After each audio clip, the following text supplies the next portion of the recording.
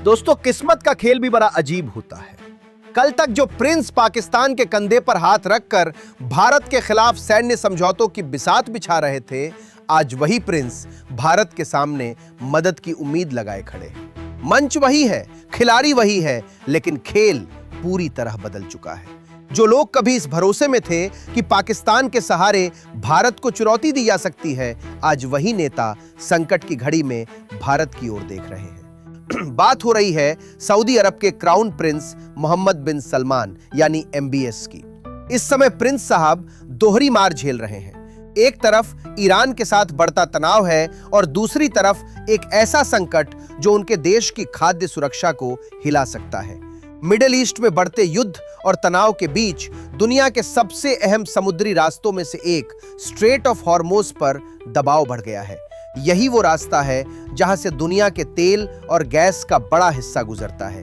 लेकिन जब यह रास्ता प्रभावित हुआ तो सिर्फ तेल का व्यापार नहीं रुका, बल्कि पूरी सप्लाई चेन हिल गई। अरब देशों का तेल बंदरगाहों में अटक गया और बाहर से आने वाला जरूरी सामान भी रुक गया। नतीजा यह हुआ कि गल्फ देशों की मंडियों में अचानक संकट दिखाई देने लगा। लेकिन सबसे दिलचस्प बात यह है कि वहां सबसे बड़ी कमी तेल या गैस की नहीं, बल्कि चावल की होने लगी है।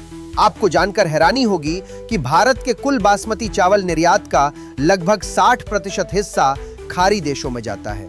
सऊदी अरब, UAE, कतर, ओमान, इराक और ईरान जैसे देश अपनी थाली में भारतीय बासमती पर काफी हद तक निर्भर है। इन देशों में भी सबसे बड़ा खरीदार सऊदी अरब है। हर साल सऊदी अरब भारत से लगभग 10 से 12 लाख मीट्रिक टन बासमती चावल खरीदता है, यानी उनकी थाली का स्वाद सीधे भारत के खेतों से जुड़ा हुआ है। लेकिन जब समुद्री रास्ते बाधित हुए तो नए जहाज पहुंचना मुश्किल हो गया। पुराने स्टॉक धीरे धीरे खत्म होने लगे और बाजार में कीमतें बढ़ने लगी। इसी बीच कहानी में एक बड़ा मोड़ आता है जब ईरान ये घोषणा करता है कि स्ट्रेट ऑफ हॉर्मोज कुछ मित्र देशों के लिए खुला रहेगा और उस सूची में भारत का नाम भी शामिल है। इस फैसले का सीधा मतलब यह था कि भारतीय जहाज बिना किसी बड़ी रुकावट के व्यापार कर सकते हैं। बस यहीं से तस्वीर बदलने लगी। सऊदी अरब की तरफ से तुरंत भारत को संदेश गया कि जितना संभव हो सके उतना बासमती चावल जल्द से जल्द सऊदी भेजा जाए, क्योंकि देश में खाद्य संकट गहराने का खतरा बढ़ रहा है। लेकिन यहां सवाल यह भी उठता है कि क्या यही वो प्रिंस नहीं है जिन्होंने कुछ समय पहले पाकिस्तान के साथ सैन्य सहयोग बढ़ाने की बातें की थीं और भारत के कुछ फैसलों पर नाराजगी भी जताई थी। अब हालात ऐसे हैं कि संकट की घड़ी में वही नेता भारत से मदद की उम्मीद लगाए बैठे हैं, क्योंकि सच्चाई यह है कि पाकिस्तान राजनीतिक बयान दे सकता है, लेकिन अरब देशों की थाली भरने की क्षमता आज भी बड़े पैमाने पर भारत के पास ही है। आंकड़े बताते हैं कि भारत हर साल लगभग 60 लाख मीट्रिक टन से ज्यादा बासमती चावल दुनिया भर में निर्यात करता है और इसका बड़ा हिस्सा मिडिल ईस्ट के देशों में जाता है। लेकिन 2026 के युद्ध और तनाव ने इस पूरे व्यापारिक समीकरण को हिला दिया है। कई रिपोर्टों के अनुसार बड़ी मात्रा में भारतीय बासमती चावल समुद्री रास्तों और बंदरगाहों में फंसा हुआ है। शिपिंग कंपनियां जोखिम से डर रही हैं, इंश्योरेंस की लागत बढ़ गई है और माल ढुलाई का खर्च भी काफी ज्यादा हो गया है। इसका असर भारतीय एक्सपोर्टर्स और किसानों दोनों पर पड़ रहा है। लेकिन अरब देशों की स्थिति इससे भी ज्यादा नाजुक है। सऊदी अरब जैसे देश अपनी खाद्य जरूरतों का बड़ा हिस्सा आयात पर निर्भर करते हैं। उनके यहाँ चावल, मक्का और जौ का लगभग पूरा हिस्सा बाहर से आता है। गेहूं और मांस जैसे उत्पादों का भी बड़ा हिस्सा आयात से ही पूरा होता है। यानी तेल के भंडार भले उनके पास हों, लेकिन खाने की चीजों के लिए उन्हें दुनिया के दूसरे देशों पर निर्भर रहना पड़ता है। यही वजह है कि जब सप्लाई चेन में रुकावट आती है तो सबसे पहले असर उनकी खाद्य सुरक्षा पर पड़ता है। लेकिन यहाँ कहानी का एक और अहम पहलू सामने आता है, क्योंकि जैसे ही मिडिल ईस्ट में यह संकट गहराने लगा, दुनिया की नजरें अचानक भारत की तरफ टिक गईं। वजह साफ है, भारत सिर्फ एक बड़ा कृषि उत्पादक देश नहीं है, बल्कि वैश्विक खाद्य बाजार में एक स्थिर और भरोसेमंद सप्लायर भी माना जाता है।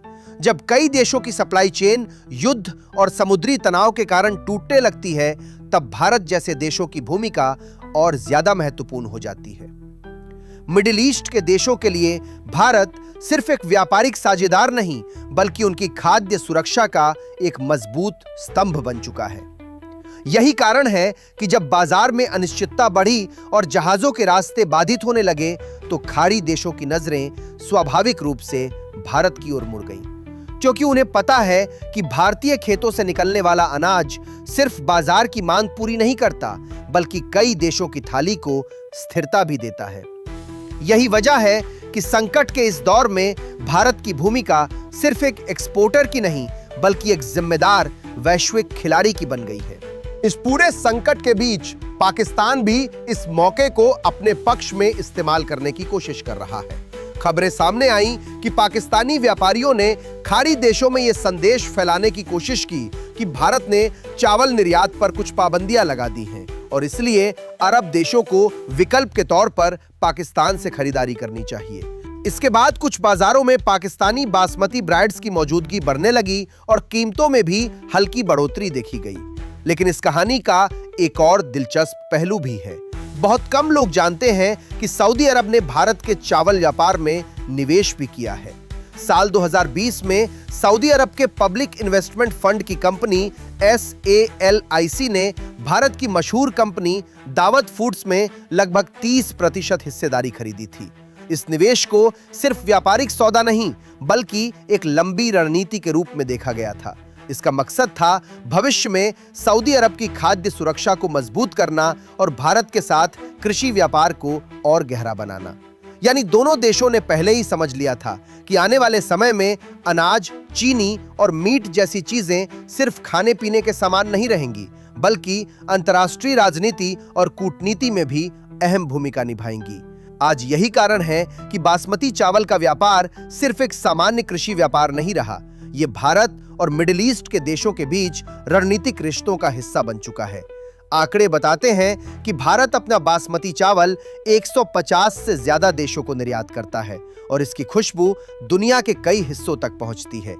अब सवाल यही है कि बदलते वैश्विक हालात में भारत क्या रणनीति अपनाता है? क्या भारत पुराने मतभेदों को किनारे रखकर सऊदी अरब जैसे देशों की मदद करेगा, या फिर इस मौके को अपनी रणनीतिक ताकत के रूप में इस्तेमाल करेगा? क्योंकि अंतर्राष्ट्रीय राजनीति का एक बड़ा नियम है, यहाँ स्थायी दोस्त या दुश्मन नहीं होते, बल्कि स्थायी होते हैं केवल हित। और इस समय पूरी दुनिया की नजर इसी बात पर टिकी है कि भारत अगला कदम क्या उठाता है। क्योंकि आज की दुनिया में ताकत सिर्फ तेल या हथियारों से नहीं तय होती, ताकत उस देश की भी होती है जिसके पास दुनिया की थाली भरने की क्षमता हो। शायद यही वजह है कि जो देश कभी भारत को हल्के में लेते थे, आज वही संकट की घड़ी में दिल्ली की ओर उम्मीद भरी नजरों से देख रहे हैं।